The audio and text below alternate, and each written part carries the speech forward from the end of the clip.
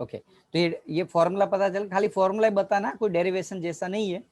थोड़ा लंबा खींचना हो तो मैंने बताया हुआ ये स्टेटमेंट बता दो कि magnetic field B is directly proportional to current, is directly proportional to the cross product of the dl and r, is inversely proportional to the square of cube of the distance.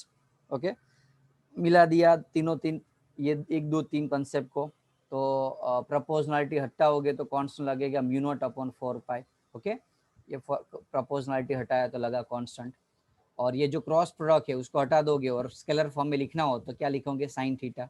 तो dB is equal to mu naught upon 4 pi I dl sine theta. अब इसमें जो mu naught आने वाला है, ये जो mu naught है उसकी वैल्यू क्या है, वो सारी चीज हम बात करते हैं।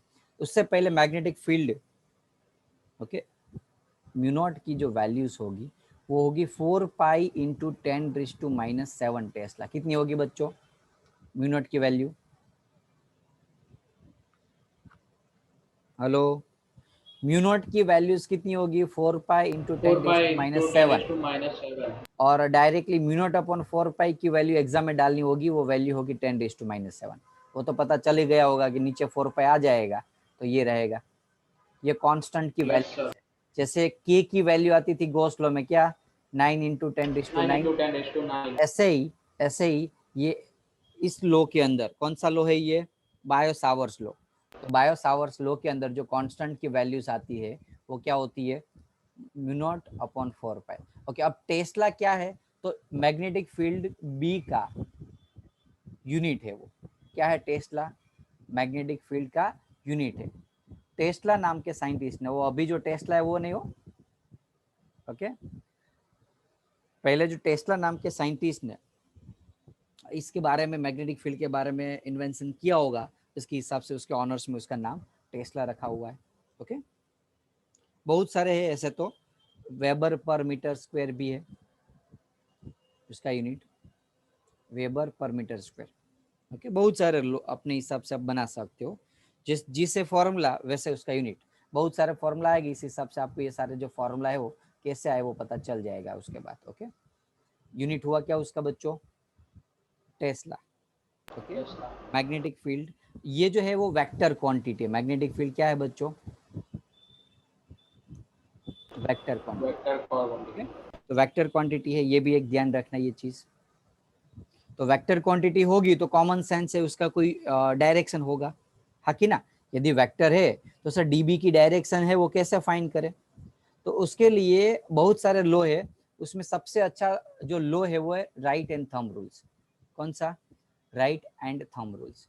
ओके, मैग्नेटिक फील्ड बी की डायरेक्शन के लिए, ओके, सबसे अच्छा कोई लॉ है वो राइट एंड थंब रूल्स है। समझ लो एक वायर है आपके हाथ में, उसमें करंट ऐसे ऊपर जा रहा है, कैसे?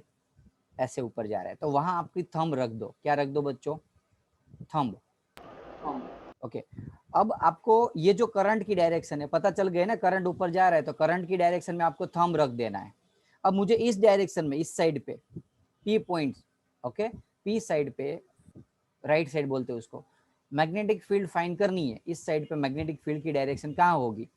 तो उसके लिए क्या करना है, थंब रख दो और फिंगर है वो पी साइड रखो, फिंगर को पी साइड रखो। तो वो फिंगर कहाँ जाती हुए, नीचे जा रही है कि ऊपर जा रही है? देखो तो फिंगर की डायरेक्शन बच्चों, एक काम करो मैं आपको वीडियोस बता के दिखाता हूँ, आपको कुछ पल्ले इसमें नहीं पड़ेगा ज्यादा, इसलिए 1 मिनट हो। ओके, दिख रहा हूँ मैं बच्चों? Yes sir.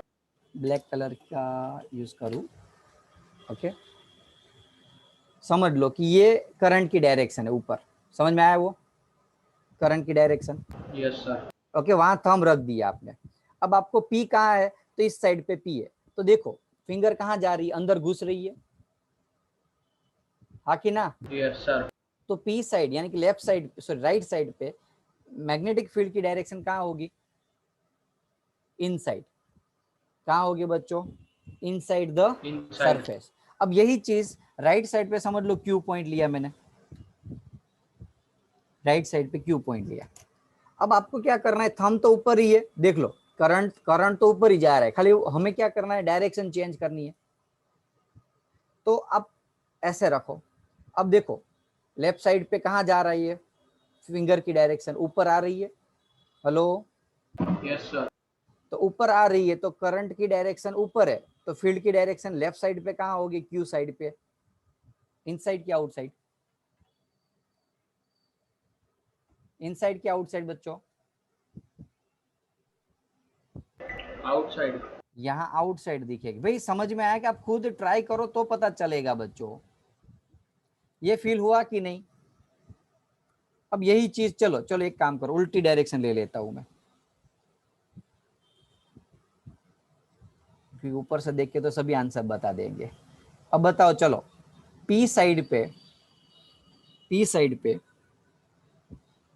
मैग्नेटिक फील्ड की डायरेक्शन, करंट की डायरेक्शन तो नीचे जा रही है, ऐसे थंब नीचे जा रहा है, तो पी साइड पे मैग्नेटिक फील्ड की डायरेक्शन कौन सी होगी, बोलो चलो। आउटसाइड। कैसे पता चलेगा, थंब नीचे रखा और पी साइड पे फिंगर को ओपन किया, फिंगर को किस साइड ओपन किया आपने, पी साइड पे, तो आप देखोगे तो पी से फिंगर ऊपर आती होगी, दिखाई देगी, हाँ कि ना। हाँ सर। ओके, यही चीज आप देखो क्यू साइड पे अंदर जाती दिखाई देगी, देख लो, फिंगर नीचे रखोगे, क्यू साइड फिंगर को खोलो क्यू साइड पे, ओके, थोड़ी कव ऐसे ना वो क्या बोलते हैं, स्नेक्स का ऊपर का जो भाग होता है ना, ऐसे थोड़ा करना है कव, ऐसे स्ट्रेट मत रख देना कि सर मेरी तो ऐसे ही जा रही क्यू साइड पे, ओके, नीचे ऊपर ऊपर तो जा ही नहीं, स्ट्रेट नहीं रखना है, डायरेक्शन कैसे रखनी है, ऐसे, ऐसे, समझ में आया कि ऐसे नहीं रखना है कि भाई सर मेरी तो ऐसे सीधे जा रही है लेफ्ट साइड पे, अंदर बाहर ऐसे, यदि ऊपर जा रहे करंट तो ऐसे घुमाना है, समझ में आया कि नहीं, ऐसे नहीं रखना है, समझ यस में। सर। अभी जो मेरा है ना वो रॉन्ग डायरेक्शन है, रॉन्ग चीज है, ऐसे रखना है, और यही चीज ऐसे, डन। नागिन यस डैश, सर। नागिन डैश करते करते हम कैसे अपने हाथ को घुमाते हैं, ऐसे। चलो डायरेक्शन में कभी भी कोई भी प्रॉब्लम्स होगा बच्चों, क्योंकि बहुत सारी थियरी के अंदर ये कॉन्सेप्ट यूज होगा, हर एक थियरी में, बहुत सारी नहीं, हर एक थियरी में, तो आप बाद में मैं बताऊंगा कि कहीं कोई क्वेश्चंस होगा और पूछूंगा, बोलो इस साइड कौन सी डायरेक्शन होगी, तो आउटसाइड, इनसाइड, तो ये आपको पता चल जाएगा ना अब तो, यस सर। कितनी होगी ना कभी भी, बोलो चलो फाइनल हो तो बताओ, तो आगे बढ़ू मैं। हाँ सर। चलो ओके, तो आज का जो लेक्चर इस चैप्टर का जो था वो इतना रखते हैं, ओके, और हमारा जो चैप्टर नंबर 3 का एक न्यूमेरिकल्स बाकी था वो अभी हम कवर करा लेते हैं। आज के सेशन में कोई डाउट, मेन तो ये बायो सावर्स लॉ था मेन आज के सेशन का, एग्जाम ओरिएंटेड की बात करूँ तो बायो सावर्स में कोई डाउट नहीं है ना किसी को, ऑब्जर्वेशन भी मैग्नेटिक फील्ड कैसे जनरेट हुई वो पता चल गया होगा सभी को बायो सावर्स लॉ में, यस सर। ओके, और उसका फॉर्मूला और उस मैग्नेटिक फील्ड की डायरेक्शन कैसे फाइंड करते हो वो सब कुछ पता चल गया होगा, ओके, डन। हाँ सर।